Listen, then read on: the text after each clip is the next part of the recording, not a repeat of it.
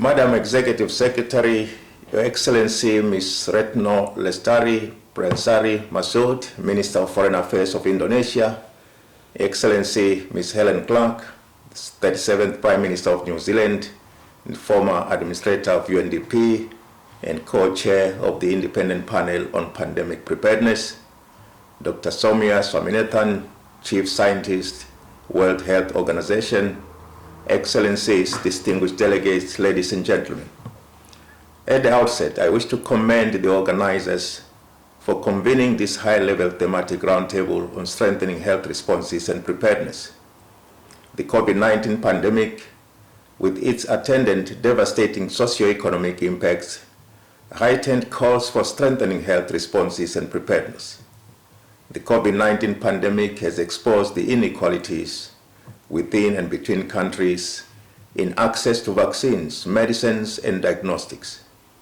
To address this challenge, the United Nations General Assembly convened the 31st special session in response to the coronavirus disease, COVID-19 pandemic, from 3 to 4 December 2020.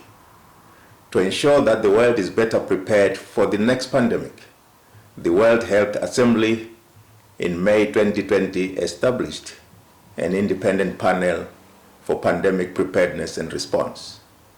In addition, the World Health Organization took a decision on the negotiation of a convention, agreement, or other international instrument to strengthen pandemic prevention, preparedness, and response. I am delighted that the Asia-Pacific region is also playing a critical role in strengthening health responses and preparedness. Through the ESCAP Commission, member states in Asia and the Pacific region adopted Resolution 77/1 in 2021, which recognizes the importance of all countries to have universal, equitable, timely access to quality, safe, efficacious, and affordable diagnosis, therapeutics, medicines, vaccines, and essential health technologies. Above all, the Asia-Pacific region has adopted good practices for ensuring equitable and affordable access to essential health products such as COVID-19 vaccines and therapeutics. Excellencies, ladies and gentlemen, it is gratifying to observe that the multilateral initiatives such as COVAX facility has provided a lifeline for countries in the Asia-Pacific region through the supply of vaccines.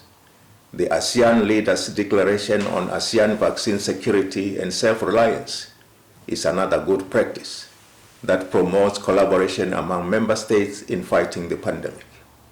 The establishment of the Asian Development Bank, ADB, Asia-Pacific Vaccine Access Facility, has offered rapid and equitable support to its developing member states countries to procure and deliver effective and safe vaccines.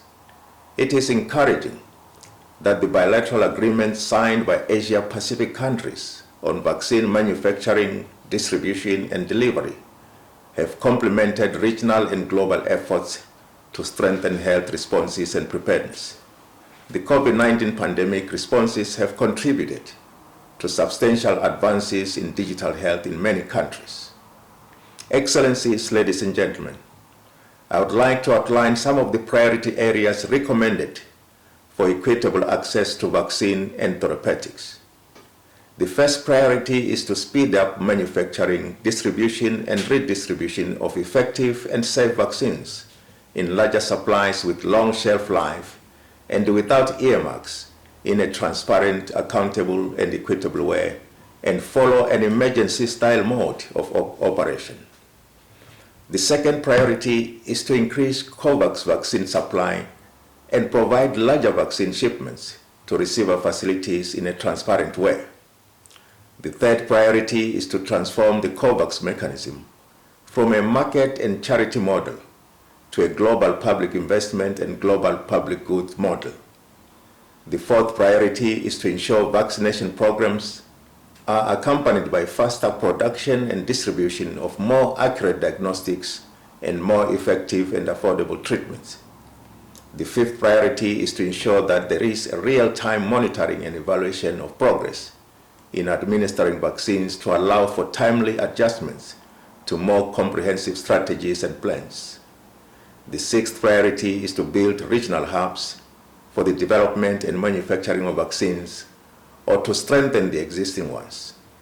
The seventh priority is to increase public-private partnerships in vaccine development, manufacturing, and distribution, and scaling up exchanges and transfer of knowledge, know-how, technology, and resources between countries to achieve vaccine self-sufficiency. The eighth priority is to promote policy coherence through regulatory and normative systems to achieve quality and standards concerning health and economic policies, science and innovation, population and health. The ninth priority is to apply a whole of government and a whole of society approach in providing universal health coverage with equal access to quality, comprehensive, connected, and affordable health care, develop more agile, anticipatory, and adaptive health system with the involvement of local communities. Such health infrastructure will facilitate more comprehensive, rapid, and responsive immunization campaigns in the future.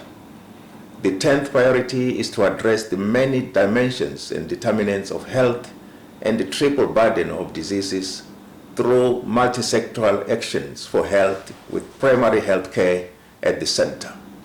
Lastly, high-level political leadership and commitment is needed to make access to vaccines, therapeutics, and diagnostics more equitable. The current pandemic offers us a chance to define and make vaccines a global public good and to strengthen universal health care with the ultimate goal of health and well-being for all and of building back better. I look forward to your enriching deliberations on this important subject. I thank you for your kind attention.